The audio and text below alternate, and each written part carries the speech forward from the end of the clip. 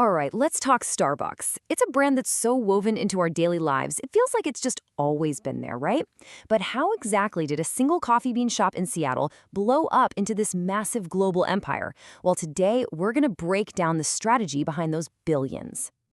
So, just to get a sense of the scale we're dealing with, look at this number. As of 2024, there are over 40,000 Starbucks locations around the world. I mean, think about that for a second. That is more stores than McDonald's, and they're spread across 87 different countries. It's huge. So, that leads us right to the big question. How on earth did they pull this off? How does a tiny shop that just sells coffee beans become a global powerhouse? The answer? Well, it's a mix of a really powerful idea, a unique kind of experience, and a very, very smart business model. To really get it, we have to go back to the beginning. Back when Starbucks wasn't even selling lattes, they were just selling the beans. Now, the thing you've got to understand is that the Starbucks we all know today, it's not how it started. Back in 1971, it was just a store for coffee beans. That's it. The whole game changed in the 80s when Howard Schultz came on board. He'd been to Italy, saw these amazing community coffee bars, and had this vision.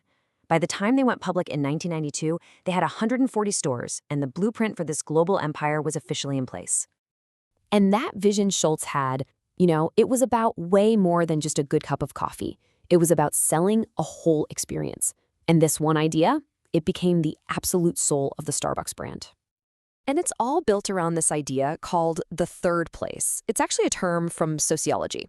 So the idea is your home is your first place, work is your second place, and Starbucks wanted to be that crucial third place, that comfy, reliable spot where you could just hang out, get some work done, or meet up with friends. And they really engineered this feeling. The comfy chairs, the free Wi-Fi, the baristas who somehow remember your ridiculously complicated order. It was all designed to make you feel like you belonged there. The coffee, that just became the price of admission. The real product was the atmosphere. Okay, so that's the brand philosophy, the feeling. But how do you turn a feeling into a multi-billion-dollar money machine? Let's follow the numbers. For the 2024 fiscal year, Starbucks brought in over $36 billion in total net revenue. I mean, that is a huge number, and it just goes to show how well that third place idea actually translated into cold, hard cash. But where's all that money really coming from? Well, the business is, without a doubt, dominated by North America. A massive 75% of all revenue comes from there. International markets, and that includes places with huge growth like China, they make up another 20%. And that last little slice, 5%, that's what they call channel development. Just think of all the Starbucks stuff you see at the grocery store. What this really shows is just how much the company still relies on its home turf. Okay, so that's the big picture revenue. But when you've got over 40,000 stores, how does it all work at the ground level? Turns out, it's not as simple as you might think. See, Starbucks' growth is really powered by two different models running at the same time. On one hand, you have the company-operated stores. That's just over half of them. Starbucks controls everything and, you guessed it, keeps all the money from sales. On the other hand, almost half their stores are licensed. Like the one in the airport or inside a Target. For those, Starbucks makes money from royalties and by selling them their products. This two-track approach is just genius, really. It lets them keep super tight control over the brand where it counts, but also use partners to expand like crazy everywhere else. But, of course, when you're operating at this kind of scale, it's not all smooth sailing. Let's talk about some of the big challenges and risks that come with being a global giant, because there are definitely some cracks starting to show in the cup. So if you look at Starbucks' own annual report, they'll tell you they're feeling the pressure from pretty much every direction. You've got intense competition everywhere they operate. The price of their number one ingredient, that high-quality Arabica coffee, it's all over the place. And then you have these huge outside forces like climate change and rising labor costs that just create constant uncertainty. But honestly, one of the biggest and most visible challenges for them right now, it's actually coming from inside their own cafes. The push for unionization among its U.S. employees has become a major, major story for the company. Now, you might look at this and think, 5%? That's not a lot.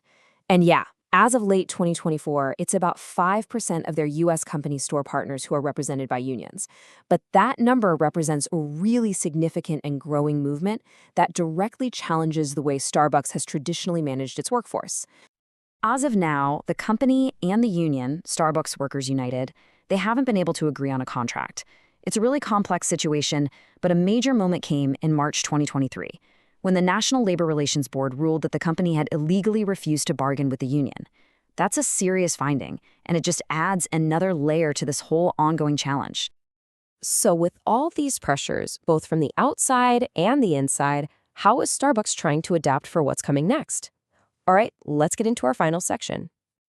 The new strategy is crystal clear. It's all about speed and convenience.